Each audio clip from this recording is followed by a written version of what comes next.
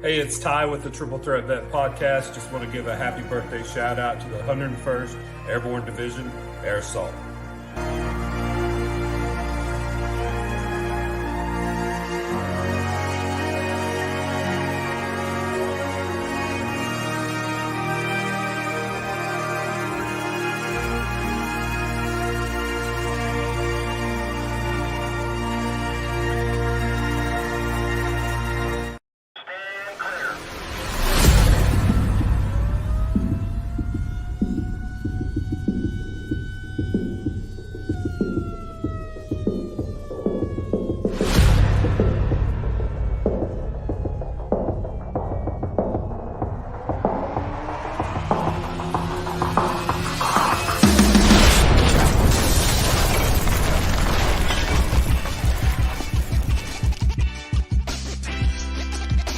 Glad everybody can make it here. It's Thursday.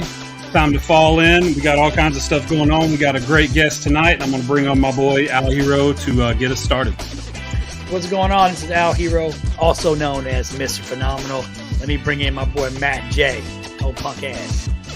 Mr. Phenomenal, huh? Matt Johnson here. Welcome to the Triple Threat Vet Podcast. We're going to bring in our man. He's going by Blake being Blake nowadays, but you also know him as DJ Royalty. Bring him in. What's up, everybody? This is DJ Royalty, a.k.a. Blake being Blake, a.k.a. High Time, a.k.a. the man, the myth, the legend. You know the whole deal. This is the Triple Threat Vet Podcast, and we are live in effect. We're going to do a little special this one. This time, we're just going to get straight to it because I know her time is valuable time, and I want to get as much time as I can with this dime. Ladies and gentlemen, for the first time on the Triple Threat Vet Podcast, please help me welcome country sensation, Miss Bri Bagwell, to the Triple Threat Vet Podcast, ladies and gentlemen. Hi, everybody. Hi. Hello. Oh, I really got ready for you guys today. I really Hey, the ball cap. There you go. I especially like your masterpieces of art in the background. Those are amazing. That's between the ages. That's like 5 to 7 years old back there. My boyfriend has a daughter, so Nice. Yeah, I didn't even think about it until it popped up, but they're pretty dang cute. It kind of reminds you what's important in our life. Heck When yeah. I'm answering a bunch of emails right here all day, it's like, oh, there's some just nice things in our lives. We need to slow down, look at the cute pictures. There you go. Well, welcome in. We appreciate you taking the time to speak with us today. I know that we've met you before. We got the pleasure to meet you over at the Texas Veterans Athletic Association, their most recent celebrity versus veteran softball game. It was really fun to meet you and talk with you, and we saw all of the great things that you do for the community and how much you support veterans. And so we just really wanted to bring you on and just let everybody else see the great things that you're doing and celebrate you on the show. So thank you for coming on. Well, thank you. It was so nice to meet you all. I was a ball of nerves that day. I had never swung a bat in my whole life. But you did. I remember you saying my first time ever playing ever. I was like, what? When Cody asked me to do it, I said, I have like 3 or 4 months. I can go to batting cage. And then I think just summer season hit where we were busy and on the road all the time. And then I never got a chance to go. And I was mortified by the time I got there because it's a big, you don't realize how big a baseball stadium is until, that sounds so silly, but until you are on a field, then you're like, this is terrifying, Oh, I hated it. Lights, camera, actions, ready to go. But you showed up. You did it. You did your thing. Yeah. I got on base. Yeah, I knew you could do it. 3 times. You're actually way more athletic than Paul Wall because the year before that, he is sure. absolutely horrible. Hey. The worst softball player I think that's ever existed. Yeah. How do you strike out in softball? Just asking. In his defense, though, he said T-ball, he was the man. But when the ball being pitched by someone else, that's where it came out right there. So T-ball, he was good. Yeah, but the ball is as big as a T-ball on a tee when they pitch it to you in softball. So I mean, it's still, you should be good. I mean, they gave him like 30 swings too. That was the funny part. I heard it's 27 swings. Wow. It was pretty close to 27 for sure. It was very close. Yeah. I think we asked him about it too. Like we asked him and he gave us a good explanation on why. What was it? I would love to know that because he's in the Grammy chapter with him and I see him occasionally and I haven't seen him since the game and I can't wait to see him again and say, hey, just so you know, everyone told me that you took almost 30 swings. Yeah, and then he's trying to slide. He didn't even get on base. He tried to slide into first base. Like he didn't even get on base. Do we have that? No, I don't. No? It's in the opening. It's in the regular opening. It's got a little bit of them, but I don't have any of it here.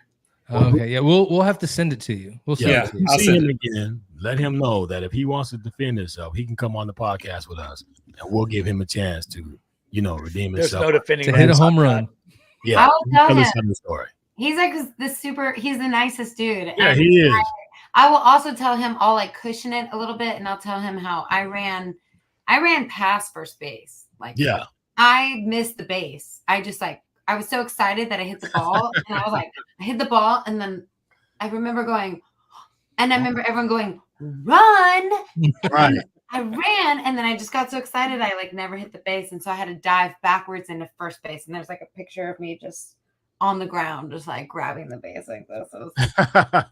The keys you got on base, though. There you go. That's the key, and that probably was the difference in you guys winning, actually, because you guys won by one. You guys won by one run. You guys won by a point. Yep. Are you sure? Me and Ty were in the booth the whole time trying to will the veterans to victory, and it just didn't happen. Unfortunately, the celebrities did win. Yeah. Well, yeah. When you have Josh Reddick on your team, like whatever. I mean, there you go. I mean, anybody that shows up to a ball game in a Spider-Man Lamborghini, they're ready to go. I'm just saying. He had Georgia Bulldog socks on. He was already. I mean, it already had the one up on it on everybody. Yeah. So. Yeah. He did have a Spider-Man Lamborghini, and I pulled in right behind him in my Sprinter van that was like leaking from the roof and like the cracks. And I was like, oh, this is what it's like to be a musician, Josh, over here with like my cruddy van. There you go. Well, you got to put the work in, right? That's what it makes it worth it. If you do what you love, it doesn't matter what you drive. I got an RV now. I'm moving up, like slowly moving up in the world. I like it. There you go. Well, speaking of moving up, so if you don't, whenever we start out the shows, a lot of times we go through, where you're from, where'd you grow up, what was it like growing up, and kind of take us on the journey of growing up and how you kind of propelled into where you're at now. Yeah, I grew up in Las Cruces, New Mexico, which is right by El Paso, Texas, and Juarez, kind of so right on the border. And I just had a band with my brothers when I was 14. They were 21. My brothers are identical twins, 7 years older than me. And one plays drums and sings, and the other plays guitar and sings. And so we started a band when I was 14. And I can't talk too much trash because my parents are watching this right now. But no, I'm just kidding. It was so fun playing in a bar when I was 14 years old. I mean, I was just kind of like hooked. I was like, this is what I want to do. And I was writing songs by that time too. But I would play in the bar till 2 a.m. and then I would be at volleyball practice in high school at 7 a.m. the next day. And so I think it was just kind of in my blood. And a lot of my family plays music, and my mom had taught herself Hawaiian lap steel. My dad plays guitar. My aunts sing and play piano. So it was kind of just all over my family. And so it's not that nobody thought it was special that I did it. It was just kind of like everyone kind of did it. And so I ended up moving to Austin when I got accepted into UT. I was, my dad's an accountant, so I wanted to go be an accountant. It was the #1 accounting school in the country. And so I moved to Austin, but also because it was live music capital of the world. And so I was going to go, I love Texas country, and I was going to go try and do both. And I ended up graduating from college, but I met my first booking agent 2 months before I graduated. And so I only had a day job for about 3 months before I quit and dove into music full time. And that was 2010. Wow. Yeah. Well, that's a good problem to have, where you have so many gigs that you have to stop your day job, your marketing day job, right? Yeah, well, I was like, I'm making like $200 a night. Like it was so hilarious because looking back, but I was 21, and so it was awesome. You know, if I could play a few gigs a week, I was kind of killing it in my own mind. And so I remember I had a 9 o'clock meeting one day, and I had gotten in from the road at 4:30, and then I had to be at work at 8:30, and I was like, I can't do both of these things, and I'm so glad that I dove in at 21 because it's so much harder when you get older. You know, at that point in time, you just don't know any better. And so I'm glad I did it. And my booking agent at the time, that first booking agent, it's so crazy. On the roster, he had Adam Hood, William Clark Green, Cody Johnson, Jody Booth, Scooter Brown Band. So like all of these incredible artists, and we were all just brand new. And so I got my first shows was playing with all of those people, which was incredible. It was really cool. Lucky. Well, I mean, at least you went into a profession that you can use the degree you got, though, right? I mean, at the end of the day, it's not a loss, right? Marketing degree, musician, you need that a little bit, I think. I think that helps you out a lot. I tell my mom, I market myself every day. She knows too. It's like, yeah. And that out-of-state tuition, thanks, Mom and Dad. I don't know if it's even paid off yet. But, it was really, I love moving to Texas because I love the Texas music scene so much, and I still do. And I just knew that when I went to Austin, I was going to go see Randy Rogers at a show, and I was going to be the crazy person that knew every word to every song. And then when I went there, I went all by myself, and everybody in the crowd knew every word to every song. And that's what kind of clicked with me, that like, this is a really special scene, and everybody really cares about the music and the lyrics, and it's kind of like it was like a little cultish following, you know, and it still is, but it's just more so where you see it when you go to, I just played in South Carolina, and they had the South Carolina Red Dirt Music Club, and all these people are a part of it, and they support Red Dirt artists, and they all go to all the shows together. And it's like, wow, it's still really cool like that, you know, all these years later. It's fun. I'm just sitting there yeah. So for you, I know that you've been doing it, you said, since 2010, right? So we're at 24 years in. I mean, I was reading through your bio and looking at the stuff that you've done. You've had some Artist of the Years in the state of Texas. You've been making records since 2010. You just had a new record come out. I mean, you've been doing it for this long and you still love it. I wonder, has there ever been a moment in the career that you've had where you were like, I don't know if I want to do this anymore. Maybe I should do something different. Have you ever been there? Because with everything that you've earned, I'm sure that it came so spread out that it didn't like halt at one point and then get long. You know, you have too many accolades to not have done well the whole time. But did you ever have any doubts once you jumped in? Yeah, like once a day. Like, what am I doing with my life? Like every single, no, I'm just kidding. There has definitely been times where I've been close to calling it quits. And I think that the thing that always stops you is, you know, what else am I going to do that is this rewarding? You know, I would love to have a marketing kind of day job for the sake of the security and the paycheck and the insurance benefits, but I don't have to be in an office all day. I mean, I'm not knocking it. I think what I do is incredibly hard. My mom was on the road with me last weekend, and she was like, how do you do this every weekend? Like, I know. And it's a lot easier now than it even was when I started, because now I have a crew and a tour manager and, you know, a PR team and all these things. So I have all these people helping me, and it's still incredibly hard. And I've gotten really close to throwing in the towel so many times, but I think that like the universe and God, like every time I get close, there's a sparkle of something that happens, and it's either a great show or a monetary gift or just some amazing show opportunity or something that really pops into my life at the right time that has always like kept me from quitting. And so I really believe that there's a higher power that's like, hey, this is your sign that you need to keep going, and you can keep doing it. And it comes when you need it most. And for me, like the summer's been a little strange. And then I just played the Brown Brothers reunion right before Reckless Kelly and Steve Earle on Saturday. And it was just thousands of people, incredible crowd. My mom was there. We had the best time. And so now like my little heart is renewed for 6 more months. So, but you rely on those kind of things to keep you going because it's really tough. It's good stuff. I got a quick question if I can ask one. So, Bri, I know that, I know how it is to live in Las Cruces because I lived there. I was in White Sands for about 4 years, so I absolutely love Las Cruces. But the music that I listened to there was not that was like from there is like not Johnny Cash, Dwight Yoakam, Miranda Lambert, and George Strait. So those are some of your influences. What were some of your influences at 14-year-old when you started writing music in Las Cruces? What were you listening to there? Yeah, I was actually thinking about this the other day because I loved like Michelle Branch and Vanessa Carlton and Nelly Furtado. Do you remember those? Those days? Oh yeah. I remember that. Yeah. You guys are my heroes because sometimes when I talk to my tour manager, she's 25. She's like, she doesn't know. But I turned 44 yesterday. I know all those people. Okay, perfect. So, yeah.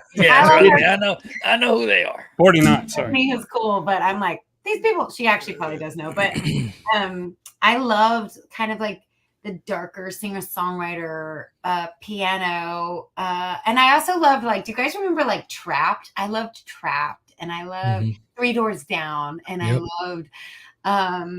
I mean, it's really crazy now. I mean, what popped into my head was like Bowling for Soup because that was also I also have the punk rock side of like the Blink 182 days. I think I was listening to all the same stuff you were probably listening to. Yeah. What's funny about that is I remember when my kids were growing up, my daughter got into like junior high and high school is when Green Day made a comeback, right?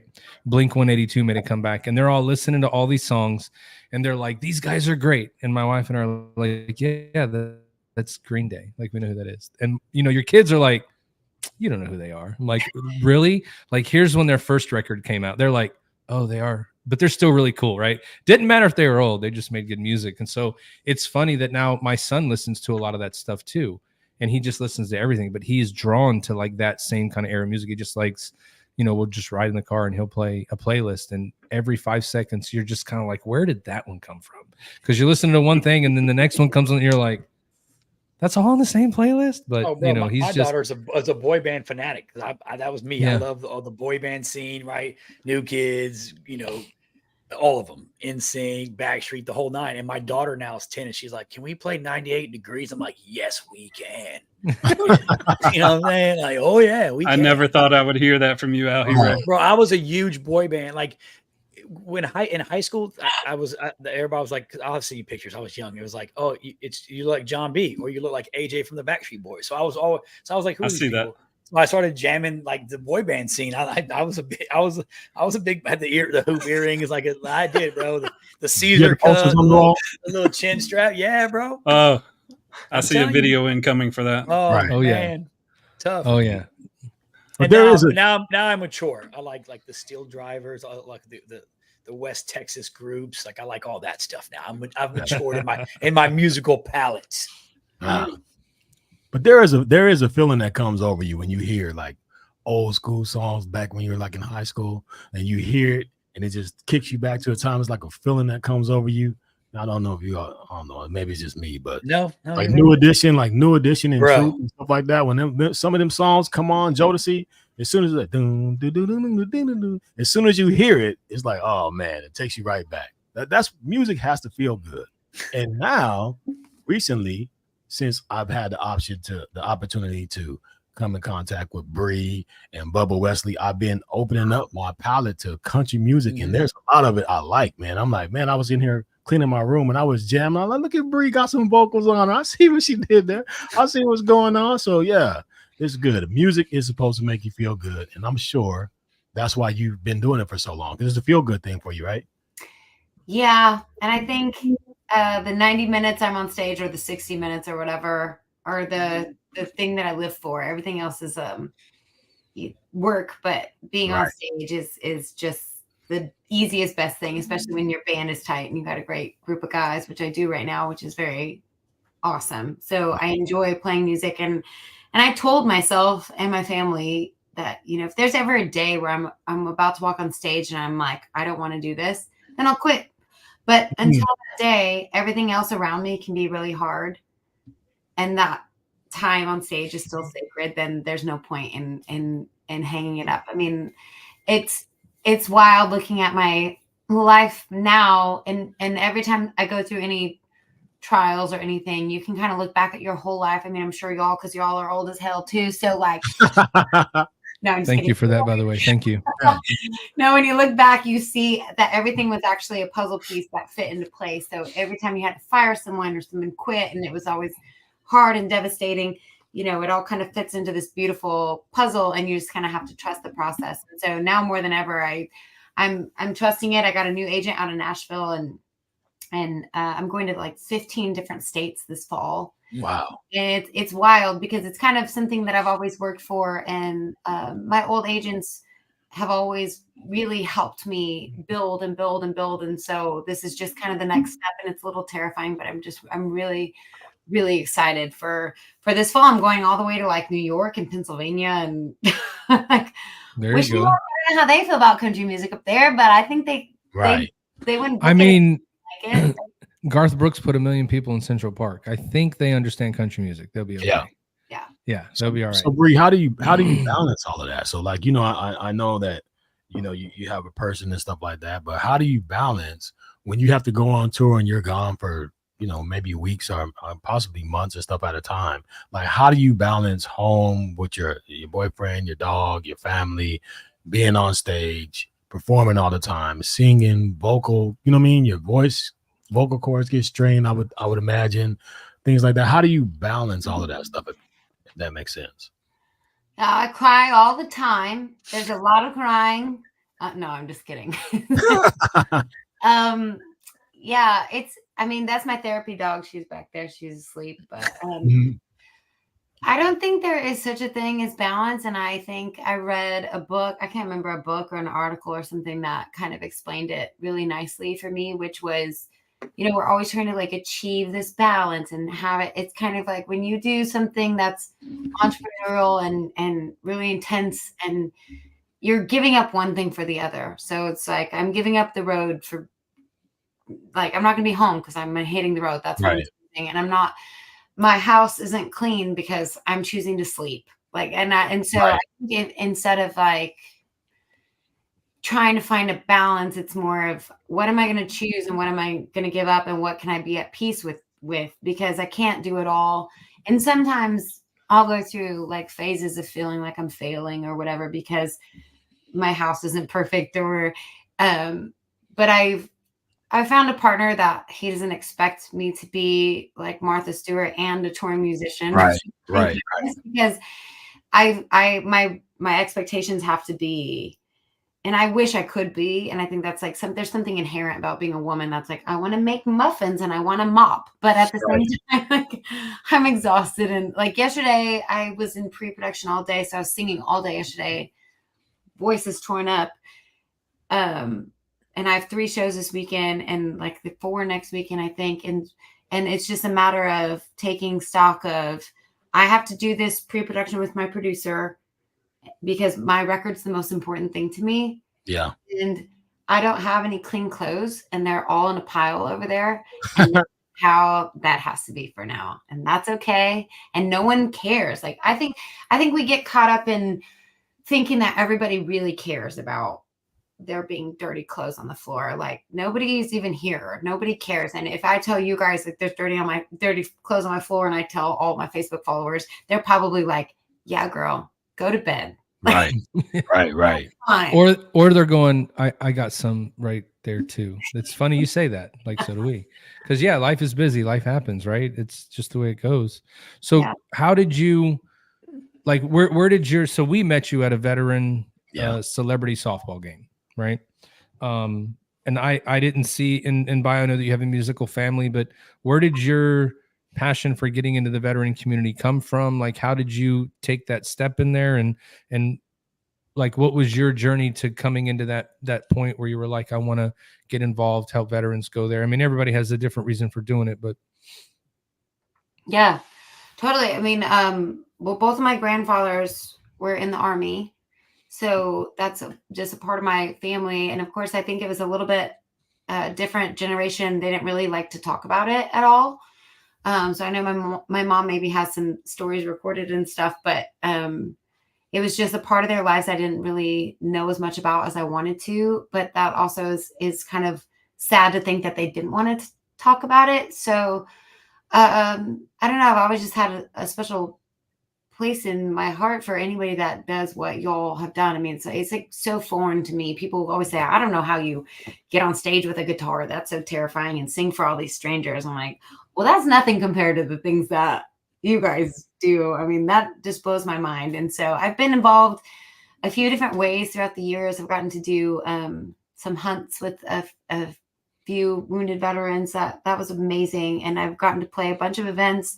I wrote a song for the SEAL Legacy Foundation a long time ago, and it was their kind of official song called Who You Are. And we raised a bunch of money for the SEAL Legacy Foundation through that song. So that was really special. And that was, wow, quite a while ago now. But anytime I have an opportunity, it's like everything that you guys have given us, it's kind of the only way that we can give back is through music or playing softball really badly. So like, I don't feel like it's enough. I mean, like I'm sitting there talking to these, I mean, the female veterans that were there, they were so hilarious and like really good at softball, by the way.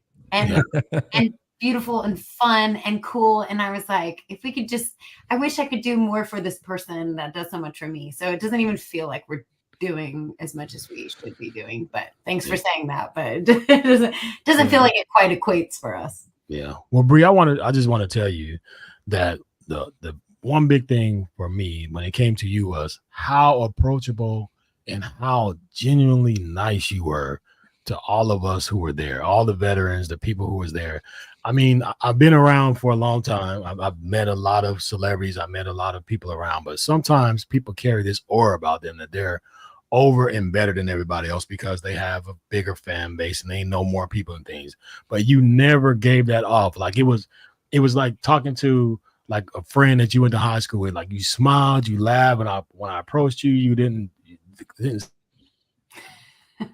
Uh-oh, he didn't pay the internet bill. There you go. He was about to say something so nice about me. He was. We'll never know. We'll never know. If you think about it, he was saying is, I know part of what he was saying is like the moment we came up and talked to you, you were just like, hey, what's going on? How are you guys? What did you do? Yeah, we can hear you now. Or now, yeah, we can hear you. Okay, I'm sorry. Yeah, so it was. Oh yeah, you cut out for like 3 minutes. It's okay though. You got to say it again, but it's got to be better this time. I don't know where it stopped at. I just saw that you stopped at approachable. We walked up to you, and then you froze, and you were like in your cool pose that you were always in. So. Cool pose. Yeah, but we just admired the fact that you were so approachable and willing to talk to us, and you just felt like a sister when you were there, and I appreciate that. Just for the fact that you showed up for the veterans, and just how you were as a person was very, very impersonable. I just want to tell you thank you for that.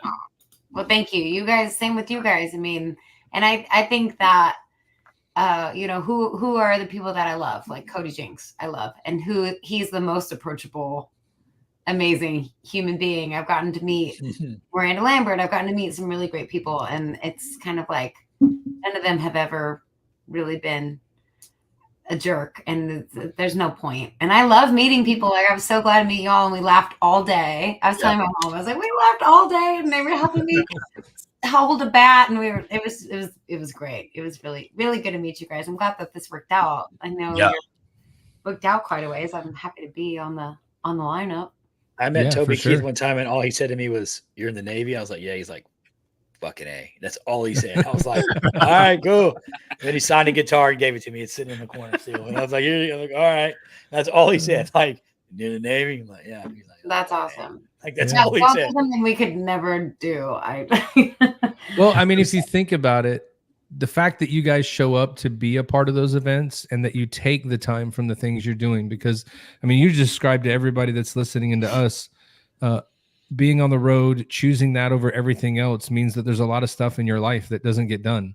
And it doesn't get done because you're choosing to work on the craft and the thing that you love. And so for you to take time from that to give back to veterans and be there for them, like that alone means more than anything. Like, I don't think enough people realize that just being there, someone being able to walk up and talk to you and say hello, and then they get to go tell their friends the next day, yeah, I met this lady yesterday and she's like a legit country singer, right? Like, she was so nice. She talked to me. And for everybody that was out there, all the athletes, all the musicians, they were all just, you guys we're here for you guys. That you can't put that into words, and you can't, you can't give what that means to them in that moment. It's special for sure. Because there was people who were supposed to be there and I won't mention names, but there's people who were supposed to be there that were like, his punk ass was like, I need money to be here. Like, okay. So there was people who were slated to be there that came back later and were like, I'll do it, but y'all gonna pay me to do my time. Like, what?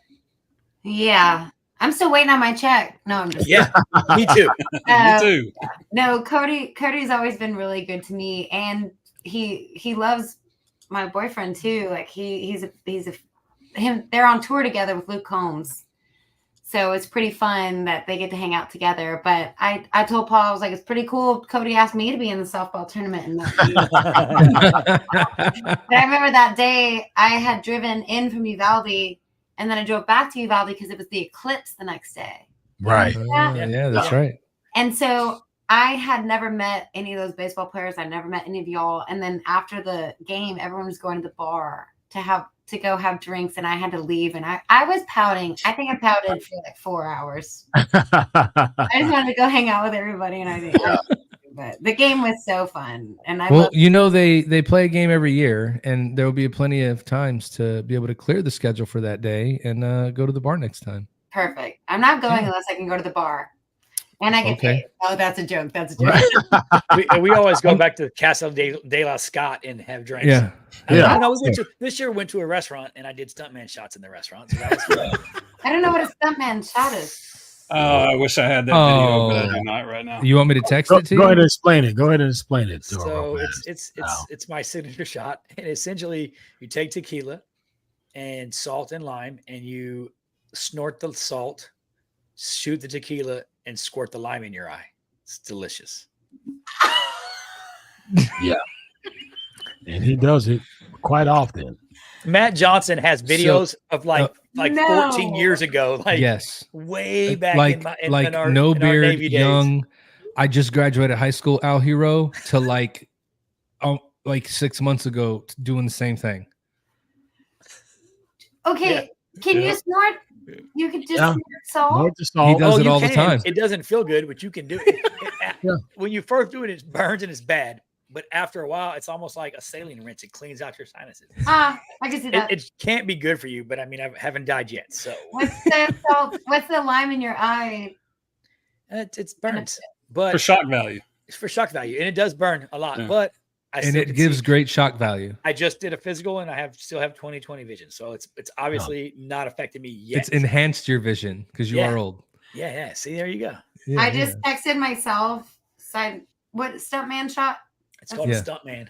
Okay. Oh, we'll send you the video. Matt will send you the video. Well, I just think that the band member, the first thought I had was the band member who misses the most notes. They have to do Yes. one. Oh yeah. Yeah. There you go. And we need a video of that. It's a horrible punishment. The next time we see you perform, we'll have Al do a stuntman with your whole band on stage after it's over, so everybody can be like, "Holy shit, that's I'll happening!" film it. I'm not doing it. I got talked into doing what was the where they take the bar mat. Oh, you drink all the stuff off the bar mat? But it has a name that sounds like fun, and I was like, okay, I'll do that. And it's all the spilt beer and liquor that goes in that little bar mat. They just poured into a glass. WDS. I did it. Yeah. Mm. We call that one. We call that one the syphilis coronavirus shot. That one is definitely. Yeah, I'll do Those it. are called great friends. That sounds fun. I may have to try it. I don't talk to them anymore. That's why. So, Bri, if you notice in the comments, I don't know if you're looking at the comments, but there's a lot of people commenting. Hey, Bri, Spearman loves you. A lot of people are saying hello to you and saying they appreciate your music. Oh, that's so nice. People are so nice.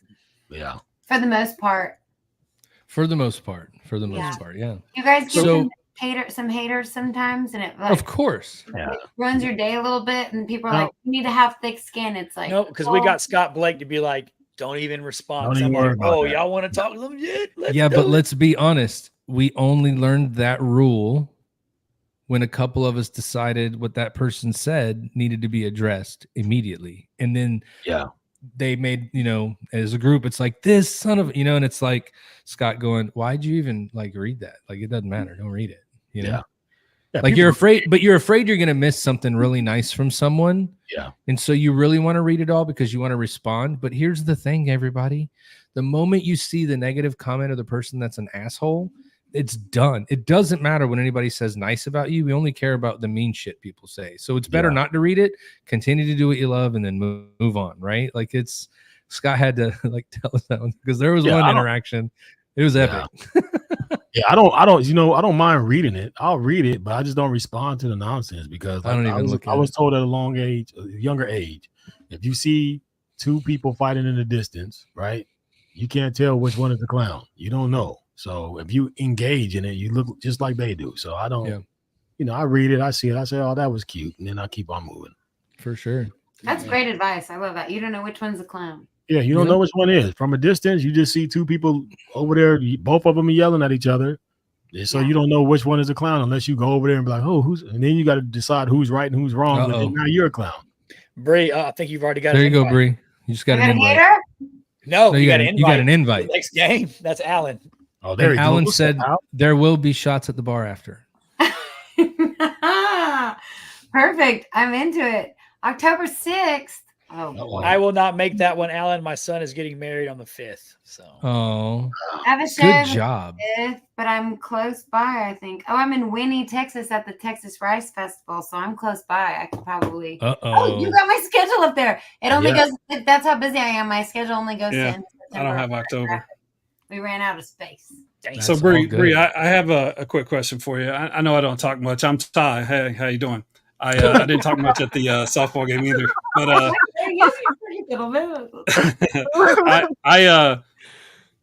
am a big 400-pound gorilla caught in an artistic body. I've always been in bands. I've always appreciated music.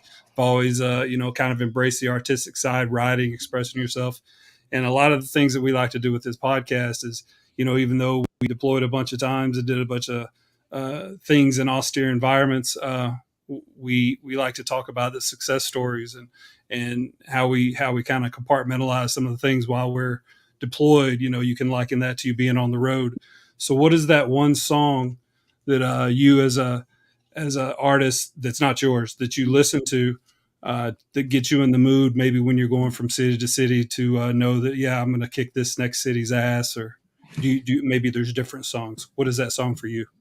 Dang, that is an interesting question because I love songwritery songs that make me want to pull over and cry. So I don't know.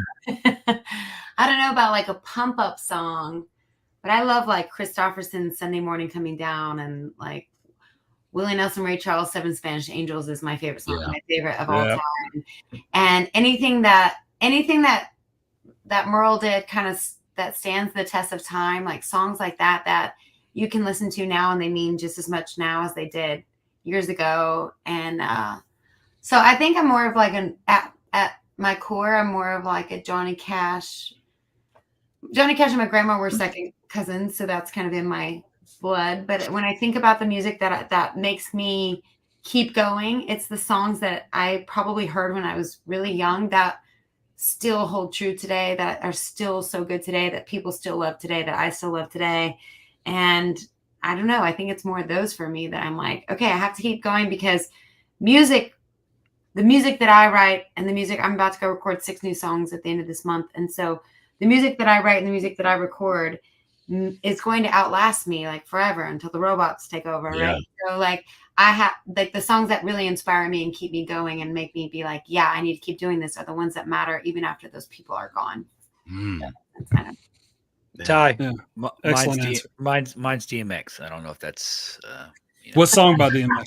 Everyone, probably Rough Rider Anthem. But there's a million. Everything he made. I mean, Damien. I mean, all of them. Yeah, mine's slipping. That's my. Bro, that song. When I'm in the car and I'm going through something, that song picks me up every time. Yeah. Or if I'm driving somewhere and I'm about to have to like get out the car and like show like my back ass. in the day, don't get caught slipping. No. Oh, okay. I had different phases, like mazes. Oh, okay, gotcha. Now knowing happy days are not far away. If I'm strong enough, I live long enough to see my kid doing something more productive with his time than biz. Yeah, that's it. I like that. Yeah. Great. Oh yeah. Second career that guy has right there. Maybe fourth. I don't know. I mean, I was a pretty good rapper back in my day, man. And then when I joined the military, I kind of lost my creative mind because everything geared to military. So before that, like all of my friends when I left, they're like, man, we thought you were gonna rap. We thought you were gonna be this. Like my friend Todd Trueblood, he was like my biggest fan.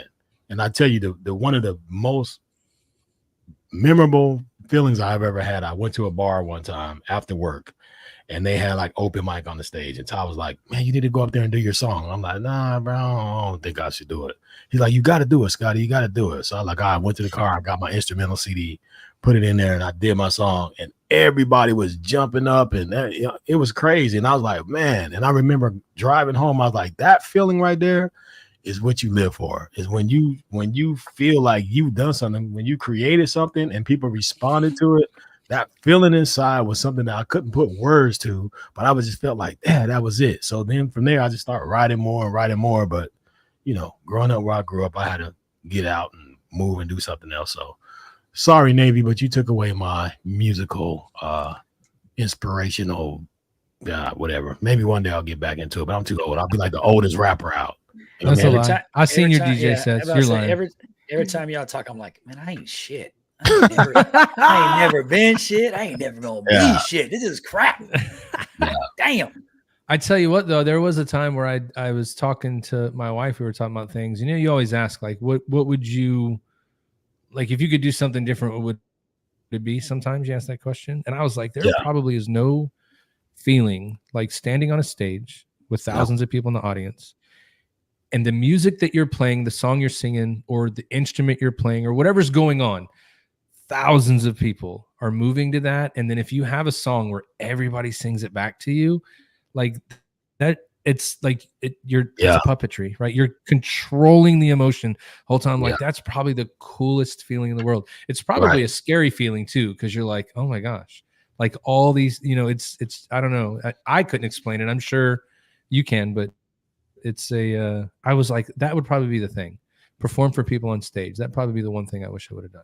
Yeah. Never was instrumental, though. I'm not coordinated enough to do that. I wish I was born taller. That's really all I got. Me too. I shrunk an inch in the Navy, so I wish that brings up a good question. So, Bri, what would be your favorite venue that when you're on the way to it that you know that venue that you're just going to kick that venue's ass? What would that Green Hall, it's right there.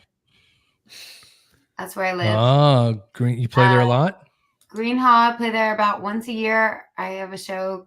I can't tell when it is. We haven't announced it, but 2025, we just booked a show there. So Green Hall is just the place. It's the magical place where you know that people are going to show up and they're going to be there for you. People kind of travel from all over. So, you know, every night you don't get at least at my level, every night is not people singing back. And sometimes it is, sometimes it isn't. Yeah. Sometimes, you know, we were just in Idaho and they were mostly there for Reckless Kelly, but some of them were there. They knew some of my songs for sure. And they were singing and they were loud and they were happy and they were dancing. And there is no better feeling than that. But I think Green Hall, people kind of make that their destination for the artists that they love. So whenever I play there, they will sing back. And that's, you know, that's the best. I also love Do-Si-Do in the Woodlands. Saxon Pub. Do-Si-Do's got a great acoustic and they got a great sound system too. Great people. They send you home with coffee. What more do you want? You know? Yeah, I love Irish coffee. Is it got little Irish in it? You know what I mean? I'll take that. Okay. I don't want no regular coffee. You send me. It's on the menu, dude. It's on the menu. Some of that Irish coffee. They'll do whatever I love them. They're the best. But yeah, there's a bunch of great venues, and now I'm kind of venturing out and I'm playing venues further away, and I'm finding there's more listening rooms all over the country, and it's very fun to see. I'm playing one of my favorite venues in Georgia that I only played twice in my whole 15 years. And I'm going back there, and it's fun. So they exist, but we don't get to do them as much as we get to do them here in Texas. But there's a bunch of great rooms here. Port Aransas, the Third Coast Theater is awesome. I'm just trying to think about the ones that are on my schedule coming up, and I'm just like, oh, I can't wait to play there. I can't wait to play there. I can't wait to play there. There's a bunch of. We're very, very lucky to have the venues that we have in this city. Bri, your Instagram is pretty funny too. I go on there, I see you be having some stuff on there. I'm like, your personality shows in that. You have some funny stuff on there. So I don't know if you guys follow her Instagram. I don't know if you want to tell the people out there what it is, but you guys need to watch her. She's hilarious. I'm just telling you now. Thank you. Well, my handle's just Bri Bagwell, but sometimes my PR team will be like, "You're funny. You need to do that more." And I'm like, I don't have time to be funny. I'm singing. Yeah. It's mostly my dog, and but yeah, I try to be silly on there because I think the music business is such a roller coaster. So sometimes you just kind of gotta be ridiculous. And I was watching some of y'all's reels today. Y'all are hilarious. You guys talk much about how you met? Yeah, kind of. I think over time we have we do our individual things over time. But for a short history, me and Matt done a work together side by side. Also, I think Matt and Al were at a command. No, you know what, Al, you were in Atlanta when I was there. Yeah, we was in Atlanta. We just didn't really cross paths. Yeah. We both were in Atlanta at the same time, and then me and Matt were in New Orleans together. And then I just knew Scott through like him being a stud and being great at what he was doing in the military. So I knew who he was. We hit the gym a couple of times. I'd see him in the gym, and then I got lucky and was introduced to Ty from Matt and Scott, and now he's like family. So I mean, we kind of all cross paths. The veteran community is a small community, right? You talk about people you knew and people you run into, and you talk to somebody like, oh, I know that person, or I mean, hell, I was at a dental appointment one time and I'm talking to a young lady and she's like, oh, you were in that unit? I'm like, yeah. She's like, oh, my brother was. I'm like, who's your brother? And me and her brother were in Korea together. So it's a very small community. And then we bond very quickly, right? So, I mean, I feel like I've known Scott. I mean, I've known him, for a long time. Same as Matt and now Ty. So it feels like I've known him for most of my life. I mean, me and Matt go way back, like him and Scott kind of do, because I served with Matt. And, Matt was kind of like one of my mentors in the military, kind of kept me from, I had a big mouth and like to express my feelings a lot. And Matt was like the good angel on my shoulder, like, hey, bro, like maybe you shouldn't do that. Like he reeled me in quite a bit. And then now me and Matt work together in our civilian jobs, and Ty and Scott worked with us at one point in time too. Yeah. So. Yeah. Matt was my voice of reason when I was going all the time. I come in his office, man, and he's the same like he is here. He just puts stuff into a cool, calm perspective. And I knew that whatever he was giving me was like, he thought about it before he said it. He wasn't just shooting from the hip. And we had a lot of good conversations. And then with Ty, I met Ty at a VFW event. They had me come DJ a cornhole tournament that Matt was hosting. And they had a barbecue cook-off and stuff like that. And when the people came up, I'm at the VFW. I know the majority of people like probably country music and rock and stuff, but when they came up, I was scratching and doing kind of stuff when they came up. And Ty was looking over at me like, bro, that was pretty cool. Like he was having a good time. And from that, man, we've been cool ever since. And I'll just tell you, on the record, him and his son give the best hugs in all of this side of Houston. You're not going to find a better hug than that. Oh, Matt's mom is oh man. Matt's mom. I don't even know. You're lucky, dude. I hadn't had a hug from my mom in like 20 years. Dang, bro. Good job, man. I'm proud of you. Thanks, Mom. Way to go. Appreciate that. Yeah. Well, Bri, we want to be respectable of your time, but we're not going to let you get out of here that free. No. I'm having a great time. I also have a podcast, which is why I'm here, because y'all got to come be on my thing. Oh, yeah. That'd be dope. That'd be super dope. I don't know. I've never done it with more than two people plus me. I was in the Navy. I've had a lot of threesomes and foursomes. This is Bri, you have to rephrase that, because the way that you said that you know what I mean? Did you just put some flames around me? Oh yeah. Let me switch it up. Oh no. Oh, I know about this. Yeah. Okay. Oh, we're switching hats? Oh yeah, we got to switch the hat. I don't have another hat. There you go. Here we go. Girl. We here. All right. It's time. Come All here. right, Ty. I need to hear a little bit of music. Kind of give my love. Let me see. Here we go. It's on, Scott. It must not be coming through your Oh, headphones. it's not coming through mine. Okay, that's cool. That's all right. Bree, you can hear me? Mhm. All right. What's the Unless dog I don't name? like the question and then I can't hear you.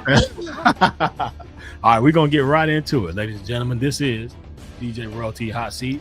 I'm gonna ask Miss Bri Bagwell a couple of questions, probably about 10, just so that you guys have a better insight of who she is and a couple of things like that. We just want to get to know her real good. So we're gonna do this. We're gonna ask some of these questions. Are you ready?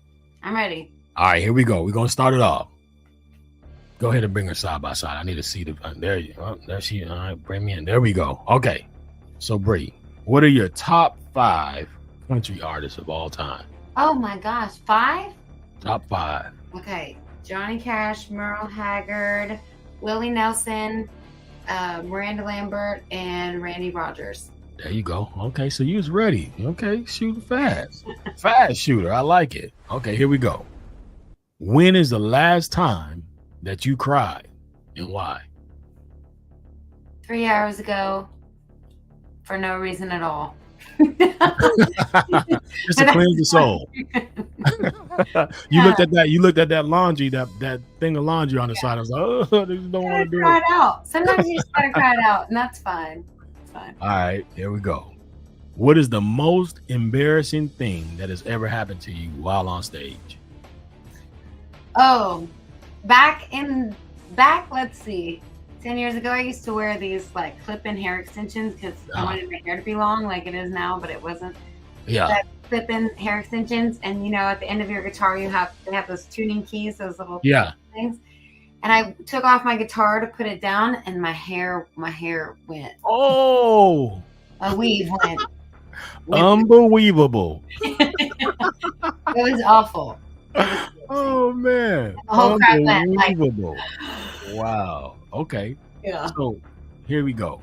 If you can no longer do music, where would you focus your attention? Ooh, rescue dogs, or I love working with music with people with special needs. I volunteer work with a company called Marbridge in Austin. It's adults with mental disabilities, and I have a mentee there, and I try to go there at least once a month. And so that's like my passion, and it's just people that love music and really benefit from being around, you know, songs and lyrics and the community that is music. So. There you go. I like it. All right, this one right here is kind of one that I use often, but I put a little twist to this one. Okay. Loyalty, love, or respect. Which one of those is the most important to you?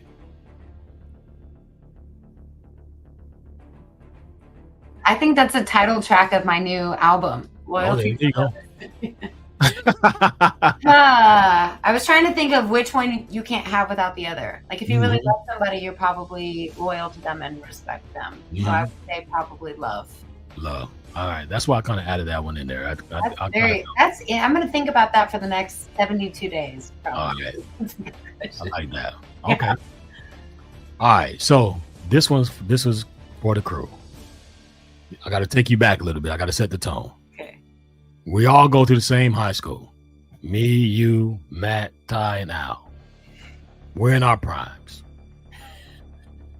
Based off of what you know from us, which one of us would you most likely let take you on a date? Well, I feel like you would have asked me first before anybody. For sure. I feel like the others would have just been kind of waiting. Yeah. So it would just be me and you all day, baby. Yeah, they were waiting for you to tell me no, and then Matt would come up and be like, hey. And I wasn't going to say no, so they all just missed out. Right, and then Al would do a stunt man, and then you'd be like, oh, he's crazy. And your friends would be like, oh, you know what, you should date him. I know. This is my friend. Yeah, and then Ty give you a hug, and you're like, you know what, Al, I really like you, but yeah. So I think Ty goes for it. Okay, good. That's okay. We'll take it. Easy question. All right, here we go. What is your favorite brand of whiskey? Ooh, well, that's a trick question because I have a sponsor. Okay. But I don't work with anybody that I don't really love the product. So it's Devil's River whiskey out of San Antonio. And they have a bunch of different flavors, and I'm going to mail y'all some. I just wrote it down. So they have this agave flavored bourbon. And it's incredible. If you like old fashions, like all you have to do is put orange twist in there. It's like an instant old fashioned, put it over ice, and some chocolate bitters. It's incredible. So I'm gonna send y'all some. They also have like a cinnamon one that is my second favorite. That it's not syrupy like Fireball. It's just really good. So Devil's River, and they have a distillery in San Antonio. So if you ever get to San Antonio, you should tour the distillery. I sent you. You said old fashioned. It's music to my ears. I have my own personal high tizzle for shizzle old fashioned that I make. That I don't tell anybody the ingredients of. I put the basic ingredients in there, but I put my own little twist in there, and I let people try it. And everybody that's tried it told me it was the best. So one of these days I might patent it out and put it out. But look for the high tizzle for shizzle, old fizzle. Okay, I can't wait. There you go. Next game, I better have one. Right. I'll have to make you up one for sure. Okay, here we go. Bri, tell us a bad habit that you often do when no one's looking. Something that you do, everybody has a little thing, but when no one's looking, you're more comfortable to do. I think I talk to my dog constantly, and I don't think that's healthy. It's healthy for the dog. No, she looks at me like you are insane, lady. I don't believe this. I'm sure that I have a bad habit. I used to be bad at like looking at my phone on the road, but my mother made me promise not to do it anymore. So I'm not doing that anymore. Yeah, there's probably more that I'm like pushing down deep in. Right. You decompressing it because you don't want. I don't wash my hair, but I let everybody look at that. Right. Like that's not something I hide. All right. Here goes a crowd favorite. I got to give it to you. Bri, in your opinion, who's better? Michael Jackson or Prince? MJ. Yes. Is that a bad answer? No, Ty, I can't get my cut today, Ty, because you knocked me off of my feet now, baby.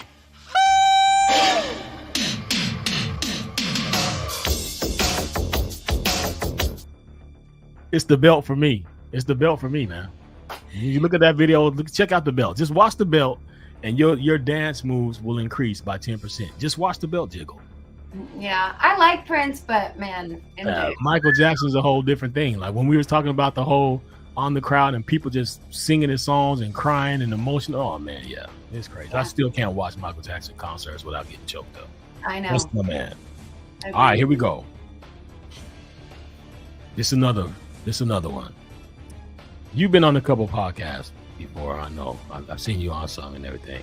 But how would you rate the Triple Threat Vet podcast on a scale of 1 to 10? Now that you've been hanging out with the fellas.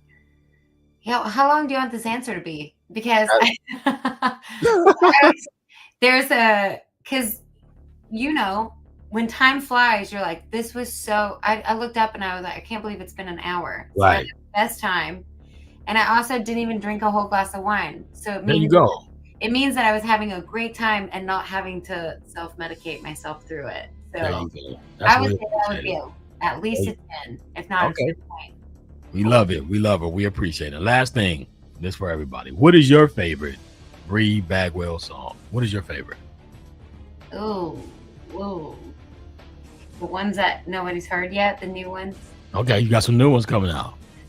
We're going to record 6 new ones August 27th in Nashville, and we just pre-produced them all yesterday, tore them apart, put them back together, and then we have one more pre-production session on Monday because when we go to Nashville, my budget, we only have half a day. We got to get it perfect, so we have to go in with the songs pretty much ready to go. And I think that the new stuff is always my favorite. But, right. No one's heard it yet. So there you go. Stay tuned. Well, congratulations. You made it through the hot seat. It wasn't too bad, right? No, it was great. Oh, that wasn't too bad. Matt, I saw you a couple times. Did you wanted to say something? I see. Oh, the old fashioned. Yeah, I should have worn my old fashioned. I got your 6 old fashioned kicking because I knew she was a brand ambassador. See, there you go. I'm gonna mail y'all some. Well, I'm gonna make them mail it to you. Yeah. Oh, he's even better. Yeah. Bri, you've been awesome. I won't hold my breath, Bri, because there's people on this podcast who still owe me bottles of whiskey. Scott paid up. There are still people on this podcast. Hey, didn't you stop drinking? No, I just slowed down, bro. Yeah, he stopped, but he started back today. I ain't no quitter, bro. I ain't never gonna stop. That's what I'm saying. You can't be a quitter. Okay. But it really jacks up my gym routine. So I really gotta I just slow down during the week. Yeah. If I drink during the week and I ain't getting up at 5 a.m. headed to the gym, and then I'm pretty worthless the next day. So I'll recover like I used to. So I told Titus, I'm just not built to be like, I'm only gonna have one tonight. I'm like, no, we know. Have one. 100%. Matt, you've I know been out that. the bars with me. And I'm my God, bro, we just go there for one fucking beer, dude. I promise one. And like 7 PBRs later, he's like, bro, I'm gonna leave you here. Listen, here's the deal. Have you ever been to North Dakota, Bri? Yeah, I have. Okay, so we were in North Dakota. A lot of beer just to survive. Well, I get it, but you normally do that in the hotel room you're in because there's not a lot of people to hang out with and run around and go, this is North Dakota. Why we go to the one bar in North Dakota? This dude's like, I'm just going to have one. 50 beers later, he's like, this person bought me just one. Like it was one after the other. It was like, oh, they bought me one, but just one. So I was like, oh my God, like you of all people are going to find the people that want to hang out in North Dakota. I was like, oh my gosh, man. I'm good time Charlie, bro. It was a cool place. They were playing darts in there, hanging out. It was cool. But every time I turned around, he was like, they just bought me one. I was like, Jesus Christ, we're never leaving, dude. I found that the secret to me drinking less was I was kind of feeling bad for a couple years, and Wade Bowen and Randy Rogers live in New Braunfels too, where I live. And I was like, I'm just kind of feeling bad. And they said, we have a doctor here, and they hooked me up with their doctor. And I went IV bars. Yeah, I love IV bars, but I was like really not feeling good. And I went, and the doctor called me into his office like, this isn't gonna be good. And he said, I have some terrible news. And I'm like super allergic to beer. Oh wow. So I haven't had a beer. More whiskey. April. Wow. And I lost like 7 pounds. I'm like, oh. That's what that was. Yeah. Maybe I'm allergic to beer. Wow. I dream about it. I think about it constantly. Like on a hot day. Like, but yeah. You know, yeah. It's hard at festivals and stuff not to partake all day. To partake in a nice cold beer. Yeah. Yeah. So Bri, before we get out of here, I know you have to go. I really want to convey to you how much I appreciate you coming on the show, sharing your story, sharing a lot of the things that you go through on the road. Thank you for your dedication to veterans, and we hope to see you at the next game. And I've got you on my playlist now. You know, country is not really my genre. I'll just be straight up with you, but there's something about, you know, the, like what Scott said, the sincereness in your voice. It made me want to listen to you. And I'm not joking. Like when Miranda Lambert was, when I read your bio and found that she was one of your, you know, influences, you can hear it. Like you have a wonderful voice, and I'm really glad that I started listening to you. So thanks for coming on the show. Well, thank you guys, and thank you for what you do and working me into your schedule. I know that you're so busy and we're so busy, and then I just really appreciate it, and we can't thank you enough. So if there's anything I can do ever, I got a cute dog and a guitar and RV. Yep. That's all, and some whiskey. That's all I can offer. Yep. If you ever want to make a country rap song, I got you. We get in the studio and get in. You know how big that Old Town Road song turned out. We can do it. Nah, bro, you got to go to. If you're gonna go to a good one, Morgan's got a good one out. That whiskey. That's a good one. There's some good crossovers. We Bri Bagwell and the Big Hot Chisel for Shizzle Dizzle. It's going down. We can do it. Turn it. Which one? I'd love to hear you doing something with Copperhead Road, Scott, because she was mentioning she was with Steve Earle the other day. Yeah. You doing something over Copperhead Road? That'd be hot. I can get it, man. I just need to come in my thing, and once I get in the lab, once this pen starts to going and the mind starts to moving, it's over. It's going down. So yeah, we should totally do that. Like, I'm not even kidding. I got a home studio back here. It doesn't look like it, but it actually is a really kind of a cool studio. So I'm anything day and time. That's it. It's all what mic is that? You got an SM7 there? Yeah, this is what is this? What is this? Yep, it's an SM7. That's what I'm talking about. That is good. Yeah. That's the mic that I recorded most of my last record on. Yeah. It's a great mic. It's plenty good. You can just make your part. We'll put it together. Oh yeah, put it together. And, you know, I see what's happening now. Scott told me to buy Scott, you this want to borrow microphone. you want to borrow my Amazon mic? You know what I mean? Scott's like, Okay. buy that one. It's great. And then No, he kept a good one for himself. Now we I know why you gave- I sound so gave- good. I gave Matt the whole breakdown, but he decided to pick and choose what he wanted to get. I will send everybody a text message with There you go. exactly what you told me to buy. It wasn't that microphone. I guarantee you, it wasn't that. I don't even know what that is. All right, Must hey, be- hey, must be hey, that hold name, on, hold up a second, hold up a It's second. okay. It's okay. Hey, hold on, Matt. I really appreciate you doing all the legwork to get Bri onto the show. No, seriously. So I know she's got to go real soon. It's past the 1 hour point. So go ahead, Matt. Oh, no, I was just going to say thank you for coming on. We appreciate everything you do for veterans and anything we can do to help you. If you have an event, you have something going on, you guys need anything and any help with it, we're in. We would love to help and give back to wherever you're given to. And, don't be a stranger. We look forward to seeing you again. Yep. Thank you guys so much. It was a treat talking to y'all. This is like one of my favorite ones. It was. I'm not just saying that. It was great, and I really appreciate it. And yeah, I'm gonna go unpack, repack, and be out of the door by 6 a.m. So Yeah. Tomorrow I'm heading to Colorado tomorrow too. My daughter's having a baby shower, so I'm heading out. So that's gonna be pretty cool. But I will tell you, I would like to be in the crowd at one of your shows. I just need to know where I need to go. 2025. I want to be Green right Hall, there. bro. I'm gonna be in the front, and I'm gonna be the one waving and rocking to the music. And I'm gonna be there. So just let me know when I'll be there. And if you're serious about putting a track together, we can make it happen. I'm telling you right now, we can make it happen. I think that'd be awesome. Put all the money back towards a veteran charity of your choice. That could be cool. Yeah. that Heck could be yeah. cool. We'll Make it be the opening theme song since Bubba never made our song. Ooh, I just called him out online. Yeah. I hope Bubba, Hey, I'm Bubba gonna Wesley's text him. listening. I'm gonna text his ass in a minute. Like, hey, I bro. talked to him today.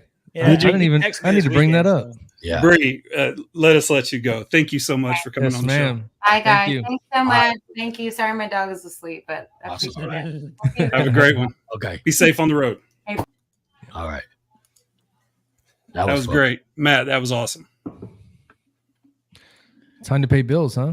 You the boy, Blue. You the man. Yeah. Let's do that. There we go. Oh, it's on me. What's up, y'all? I didn't know. I saw myself get big on the screen. This is DJ Royalty. This is a Triple Threat Vet podcast. We were live in the room with Bri Bagwell. Not actually in the room altogether, but in the room that you guys can see. But we're going to take a quick break, pay a couple of bills, and we'll be right back. This is TTV Podcast. I'm out.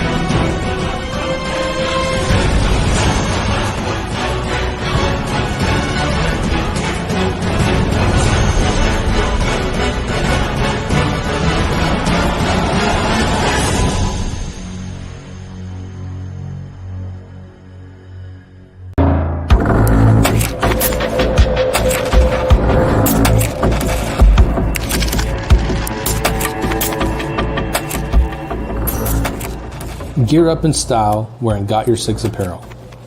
Every purchase makes a difference. It's more than just clothing, it's a statement of gratitude. Upgrade without breaking the bank. Discover cost-effective, high-quality clothing made in the USA. Each shirt is handcrafted by our team in the great state of Texas and shipped for free to your front door. Got Your Six is where quality meets purpose. We're a small veteran-owned business that takes pride in the mission and the value of our products. Join us in growing a community, supporting our heroes, veterans, and first responders by wearing a custom design. I thought you'd never ask. Visit sameflagsameoath.com and use the code Triple Threat for 10% off. Follow us on all social media platforms for any upcoming releases or events, and you can reach out to us with questions anytime.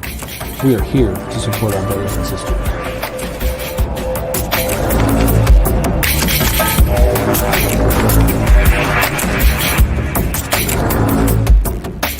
Conan, what is best in life? To crush your enemies, see them driven before you, and to hear the lamentation of their women. That is good. Yeah. Yeah, I just saw a comment from Chief Carmona. Chief Carmona, who I went to like a couple schools with, and who is one of the most professional, outstanding, technically acute signalers in the entire Army, in my opinion. And plus, the dude does not mind getting into a scrap at a Waffle House in Augusta. So, yeah, we speak from experience on that. So Will Carmona says, "Hey, yo, triple threat vets, checking in at 0500 hours here in good old Kuwait." So, Man. appreciate you, Yeah, brother. shout out. Yeah, Appreciate you, man. Will, Kevin Cash is in the building, Josh Morris, so David Willis. So yeah. Yeah. That was dope, man. I always say that was dope, but that was dope. It was So, phenomenal. Oh yeah, Sorry, Matt, for sure. Hey, Matt, like I don't normally say things like that on air, but It man, was phenomenal. setting that up, that was awesome. Yeah, I that was really good, appreciate you setting that up. That was very nice. Thank you. I mean, you know, we've met a lot of people that do a lot of great things for veterans, and they're willing to come on and talk. And so that right there is, you know, really a testament to Bri and how much she appreciates veterans and what they do. And so, you know, you can't do nothing but thank her. But I did want to tell Albert fucking Hero happy birthday. Hey, what up, fellas? Shit's He's so- old as shit. that 4-4, baby. That 4-4. Oh, Make sure four. all your kids don't grow. Man. I was gonna sing when I talked to you earlier today. I was gonna sing for you, but I think someone was here or something. But I usually sing, so Yeah. Scott sings. Happy birthday, buddy. Yeah, bro. Yeah, they're gonna keep coming. 44 of them down. How many more to go? Oh, my son wants me to show you what he got me. Hold on, let me show you. All right, Let me there show you off. go. Let me show off the birthday gift real quick. Mr. AARP. Are you gonna get us AARP. banned? Are you gonna Yeah. get us banned? Okay. Oh, no, it's good. Oh, I've wow. seen these already. Otherwise, I'd have been like, cut Very the cool. video to Al. What is that? I What thought is that was it? gonna be a rifle. It's a surfboard? Yeah, surfboard. Oh, okay. That's a little ass surfboard. I can see you on that, Al. Perfect for me. You can. It's hard Oh, to let see. me pull that up. It's the You gotta. Yeah, there you go. Oh, that's hot, son. yeah, we the people. Yeah. First and Second Yeah. Amendment. Oh, I okay. looked it up. Him and Very his, cool, man. his girlfriend already Hey, give. so here's the fire first at question gifts. though. What did any other kids get you a gift? Oh, So Kinsey what did. is Kinsey got me. Yeah, her and but- April got me a shirt. Got me a like the shirts I like and Exactly. shit. So yeah. nice? Exactly. But I tell you what, one of your kids did get you a birthday gift. Mason joined the army, buddy.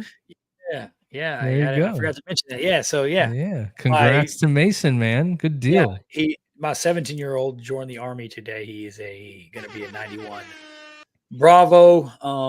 And then he got the air assault airborne attached to his contract. So he'll go to basic AIT and then to Benning for school. And then he's got orders to, it looks like orders to the 82nd.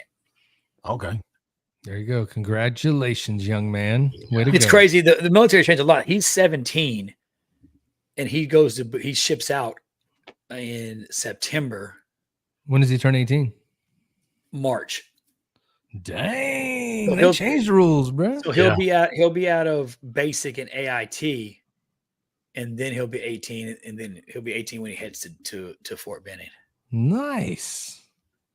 There you go. I told you, all your kids, but Alex got you a birthday gift. Come on, Alex, you got to do better than that. No, Alex hooked it up. He's the one that he got me all this stuff. Yeah. Oh, Yeah, that was Alex. Got me all okay. the. Well, then Austin, what are you doing? He will. He just ain't in town. So Yeah. Whatever. Good he job, got me. Alex. He got Way me to the go. best gift ever. He Hey. moved out. Alex is going to come into your house later on tonight and be like, Dad, I need to talk to you real quick. He's the one who was like, "Hey, Dad, show what I got you." Yeah. So hey, this is something we're going to start doing every week, you guys. Coming up September the 7th, you can see it on the screen. The Houston Police Department, Houston Fire Department, they're doing the Battle of the Badge baseball game out at Constellation Field, and they could use your support. Sign up, get tickets. They're going to have raffles. It's going to be a game of firefighters and law enforcement officers battling to see who's the best. You'll see us out there. We're going to be out there walking around. We'll be there at the event. But if you are interested in sponsoring and being part of this event, this right here has QR codes that can help you get tickets, parking. But if you want to get in touch with them for sponsorship, which they're still looking for sponsors to help, you could reach out to us and we can get in touch with them. But again, September 7th, Battle of the Badge, Constellation Field. I have to go for the Houston Police Department because I don't know any firefighter baseball players. So go Law Dogs, beat the Fire Dogs. When we're doing the play-by-play, Matt, we'll call it, directly down the middle. We won't have favorites. Oh, that's right. Ty will be there as well. And but definitely one of our favorites here. Absolutely. 2 days later, you can go join in on a golf scramble and help Project Zero with their 3rd annual 9/11 scramble. They also looking for sponsor levels. So if you're looking to sponsor an event this year, be a part of something that gives back, you can reach out to these guys and do it. Still have some room for a few teams. They're filling up fast though. They need a couple whole sponsors, but if you can give back and you want to be a part of it, jump on out there. I've heard that Al is making another appearance to this one again this year. Not sure which tee it's going to be on, but we will let you know when we get out there. Yeah, but, it's going to be a good event. It always is with these guys. So the best we can do for both the Law Dogs and the Fire Dogs and Project Zero, get involved, give back. All that money that you give to McDonald's and Burger King, give it to these guys because people could use, the benefit and the offerings that they give. So. Yeah, and then we always try to talk about their events, but if you want to just get down to some good therapy, they have an outdoor program, they have a mental health program. So there's a QR code on the screen. If you want to get in touch with them, whether you're a veteran or a first responder, scan the QR code, and like they say, just get out there. There you go. Here's something I want to talk about. So, Veteran Mortgage Solutions was who I worked for before, but we've actually moved our platform over to a new NQM funding with Premier Mortgage Associates. So I do want to talk about the fact that, when we're on here every week, we're doing this in our spare time, but we do have day jobs. This is what I do for my day job. This is what Matt does for his day job, among other things. And then, of course, DJ Royalty is a realtor as well. So we are veteran-owned businesses, and we do want you to patronize us, and then Al is recruiting for, our nation's installations. So, he's doing great things for the military as well. So we love giving back. We love giving the information out. And, we're excited to just cast a wide net and be able to bring the guests that are going to be interesting. And some of the guests we have coming up in year 2 of the podcast is pretty amazing. Justin Graber, he's actually a fellow 101st Airborne Division guy. He was in 3rd Brigade. Again, happy birthday to the 101st Airborne Division Air Assault. Thank you. Justin Graber. It's going to be fun to have him on. And then Scott. Yeah. Who's that picture you got right there? Jarvis Smith? Jarvis Smith. That's not him. Oh, I thought I messaged you and said, is this Jarvis Smith? Because this Jarvis Smith was in the Navy. And so we got you. It's a raffle. Nice looking guy.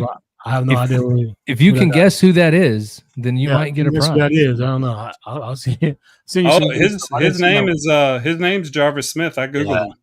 Yeah, I don't know that guy. Okay, nice. Pretty wrong guy, but that's how we get caught up, man. That's how we go to jail. That's him. That's him. That's the man.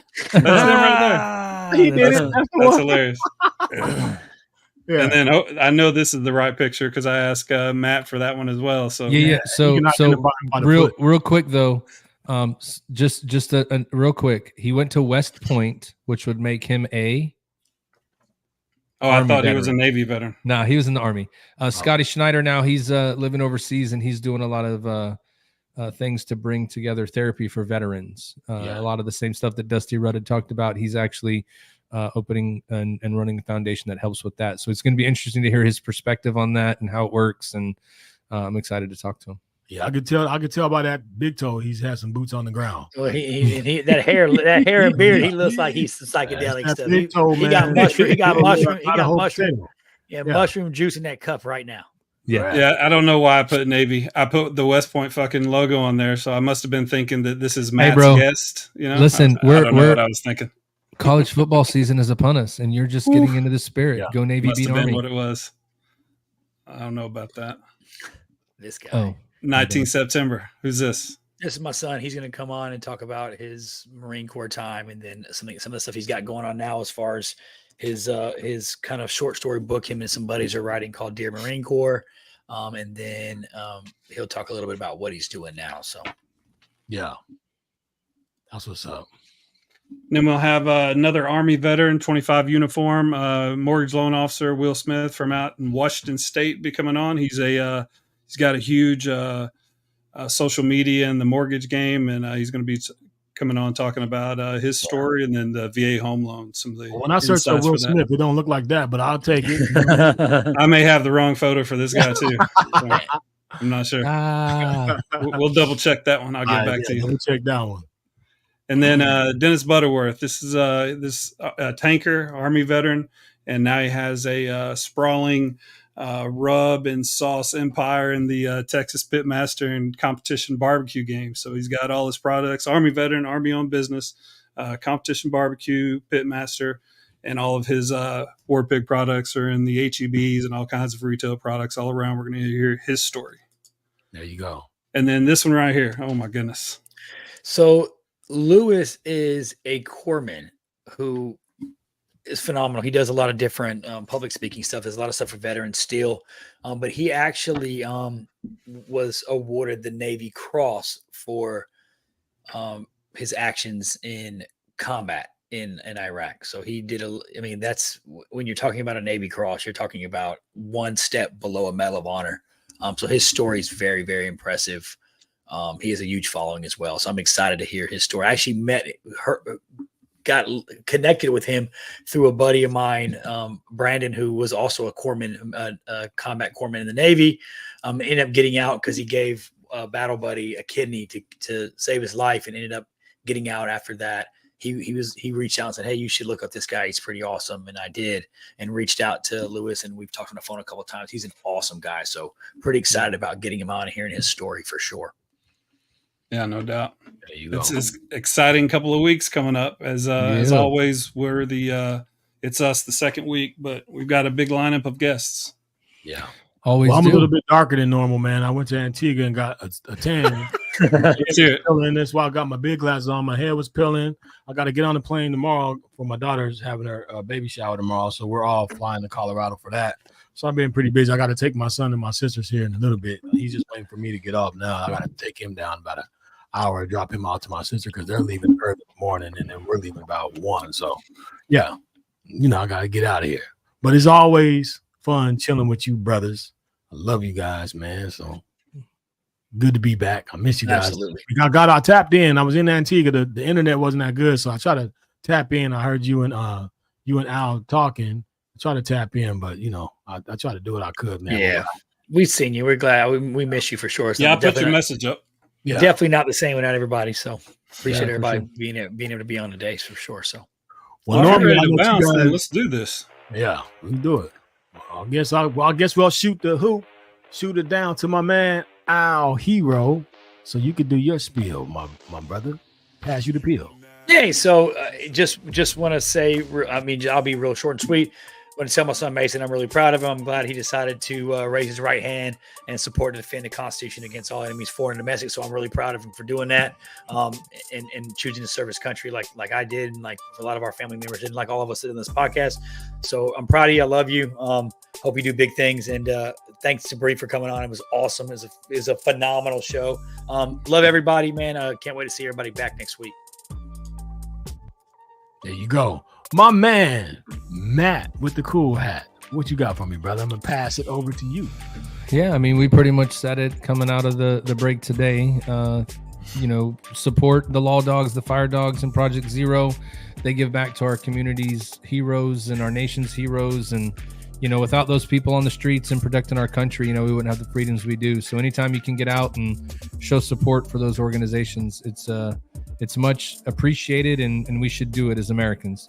Got Your Six at sameflagsameoath.com. We've got some new designs up there. Go check them out. And we can't wait to see you guys next week. Thanks for Bri Bagwell coming on, and love you guys. There you go. And then my guy, I think he on this side now. I'm going to pass the hoop over to my man TY so he can wax poetic what you got. I always love doing this show every week. It is literally a point of therapy for me. I love being with Matt, Scott, now, and I love sharing with the audience the guests that we bring.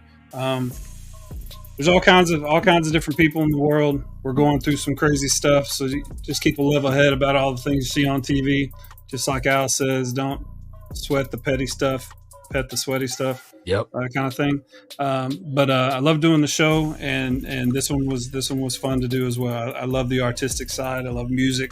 I think that really brings out like a lot of emotions in me when we have the musical people on. So it's I've always said that veterans store a lot of their emotions in music. So when you hear some of that stuff, it comes back. So just talking about some of that stuff with her just makes me remember that.